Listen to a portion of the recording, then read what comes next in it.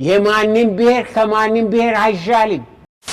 በጭቆና በማሳበብ ጫካ የገባችሁ ሁሉ ወደ ህብረተሰቡ ተመለሱ።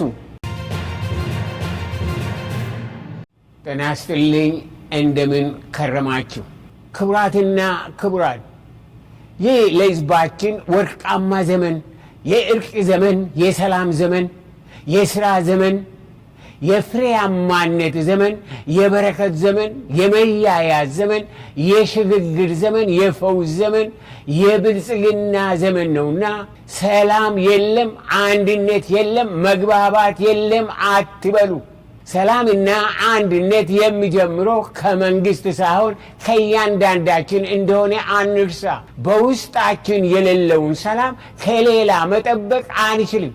ስለሆነም ዛሬ ዘመን ያለፈበት ዘረኝነትና ጥላቻ፣ አመፅ፣ ክልል፣ ንቀት፣ ክፋት፣ ግፊያ እርግፍ አድርገን ትተን በአዲስ ራዕይ፣ በአዲስ ዓላማ፣ በአዲስ ጉልበት፣ በአዲስ መንግስት፣ በአዲስ አቋም መንቀሳቀስ እንጀምር። አዲስቷ ኢትዮጵያ በእያንዳንዳችን ስትገነባ መሆን የሚገባትን ትሆናለች። መድረስ ወደሚገባት ትደርሳለች። ኢትዮጵያ ጤናማ አጀንዳ ይዛ በአንድነትና በመግባባት ወደፊት እንድትንቀሳቀስ አዲስ አቅጣጫ፣ አዲስ ራዕይ፣ አዲስ ጉልበት፣ አዲስ ቃል ኪዳን፣ አዲስ እይታ፣ አዲስ ዘመን፣ አዲስ ትውልድ፣ አዲስ ጉልበት ያስፈልጋታል። በአንድ ልብ ለአንድ ዓላማ እንነሳ። ተያይዘን እንደመር። ተቃቅፈን እንሻገር። ተባብረን እናሸንፍ። ዘመኑ የኛ የኢትዮጵያ ሕዝብ ነውና። ክቡራትና ክቡራን፣ ከዚህ በፊቱ በእርስ በርስ ላይ እናሳይ የነበረው ባዶ ፉከራ፣ ምቀኝነት፣ ቂም በቀል፣ አለመጣጣም፣ ከንቱ ልፍለፋ ይብቃል። የማንም ብሔር ከማንም ብሔር አይሻልም። የማንም ቋንቋ ከማንም ቋንቋ አይመረጥም።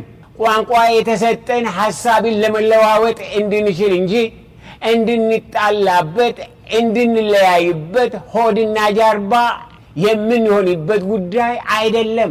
ለዘመናት መተማመንንና ግልጽነት የጎደለው የኢትዮጵያ ሕዝብ ዛሬ በዚህ በአንደኛው ክፍለ ዘመን በፍርሃትና በጥላቻ መቀጠል የለበትም። በመንግስት በማሳበብ፣ በብሔር ፖለቲካ በማሳበብ፣ በኢኮኖሚ በማሳበብ፣ በጭቆና በማሳበብ ጫካ የገባችሁ ሁሉ ወደ ህብረተሰቡ ተመለሱ። በውጭ አገር ያላችሁ ጌታን የምትፈሩ ከሆነ ህዝቡን ማጣላት፣ ከመንግስት ጋር ማጋጨትን አቁሙ። የምታተርፉት ራስ ምታት ብቻ ነውና ከእንግዲህ የሚያዋጣን እርቅና ሰላም ብቻ ነው።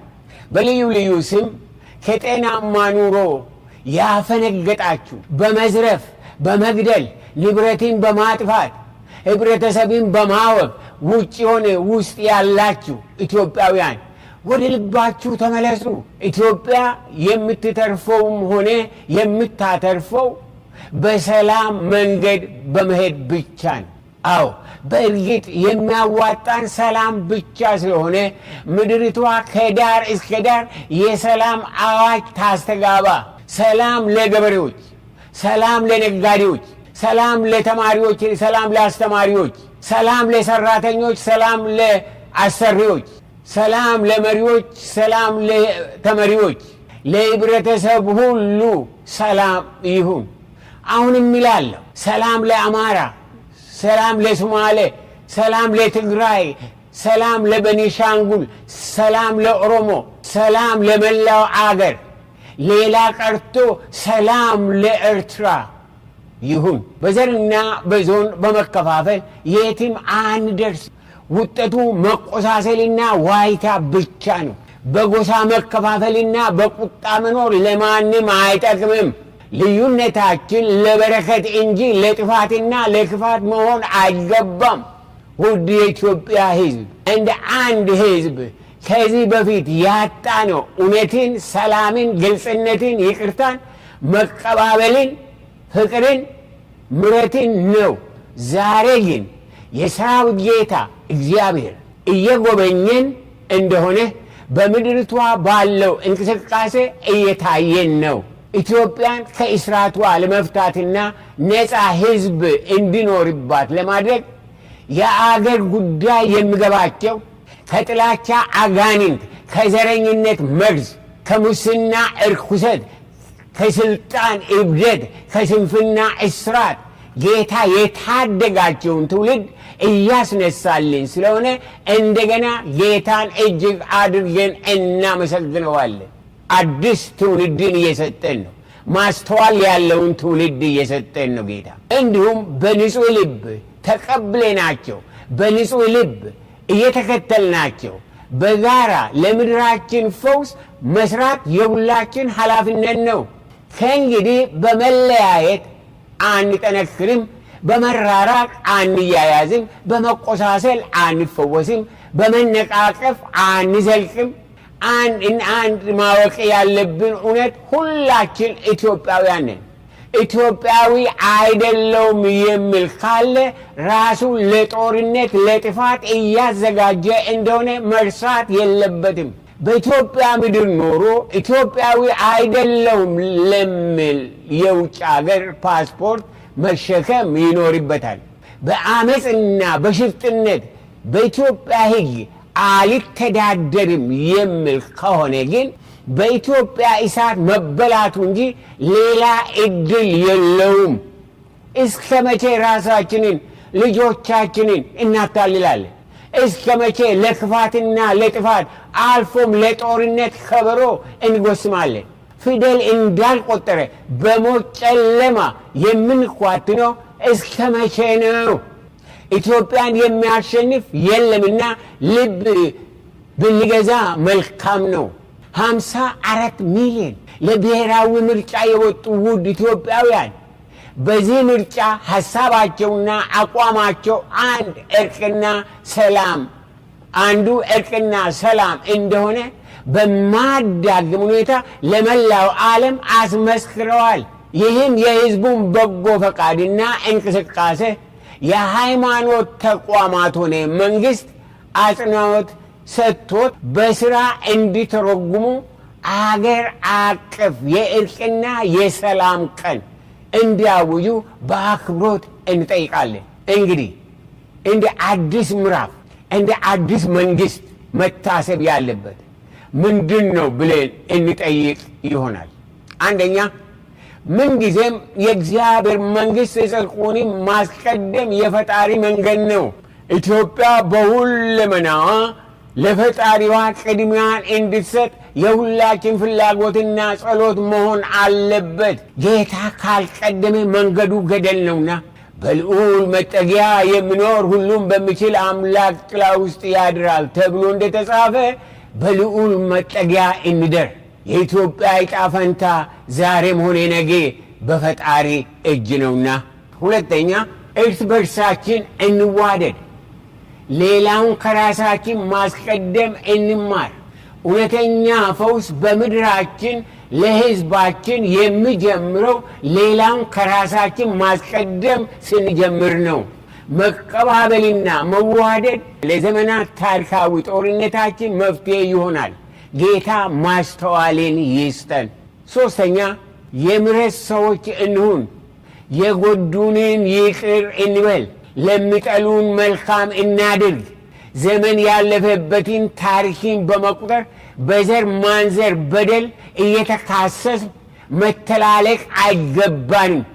አሁንም እውነተኛ ፈውሳችን በይቅርታ ውስጥ ብቻ ነውና በምሕረት ልብ እንተቃቀፍ፣ በምሕረት ዓይን እንተያይ።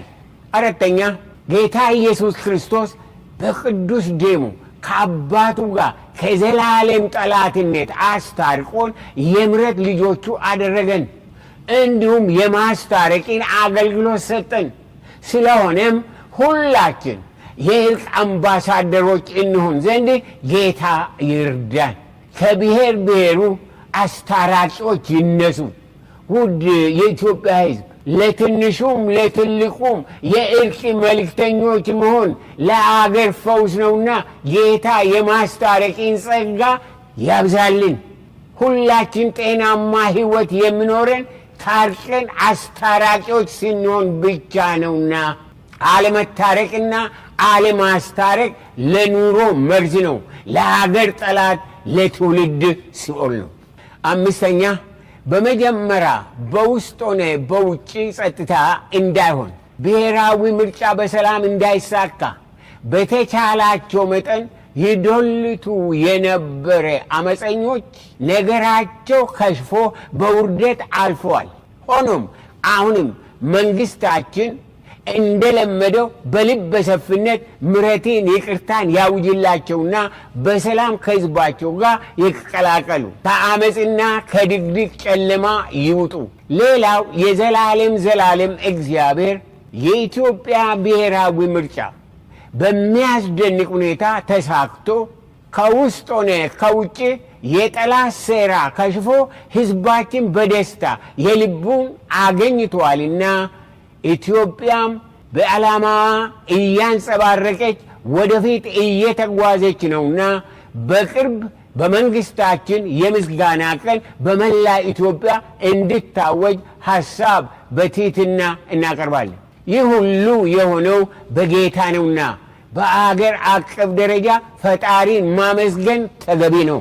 ስድስተኛ ከሁሉ በላይ በአሁኑ ጊዜ ኢትዮጵያን ይመራ ዘንድ እንደገና ለተመረጠው መንግስት የሰራዊት ጌታ እግዚአብሔር ማስተዋልን፣ ዕውቀትን፣ ምርትን፣ ጥበብን፣ ትዕግስትን፣ ችሎታን፣ ጥበቃን ሁሉ ያበዛል ዘንድ መጸለይ የሁላችን ኃላፊነት ነው።